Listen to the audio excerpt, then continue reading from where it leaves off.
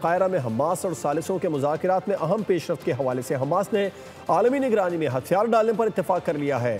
بیان میں کہا گیا ہے کہ ہتھیار فلسطینی اور مصری ادارے کے حوالے کریں گے۔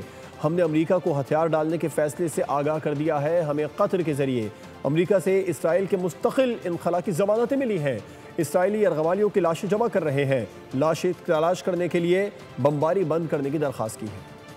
2 سال کی طویل اسرائیلی جارحیت اختتام کے قریب پہنچ گئی۔ عالمی ثالثی رنگنانے لگی۔ حماس نے عالمی نگرانی میں ہتھیار ڈالنے پر رضامندی ظاہر کر دی۔ قاہرہ میں حماس، اسرائیل، مصر اور امریکی وفد کے درمیان مذاکرات ہوئے۔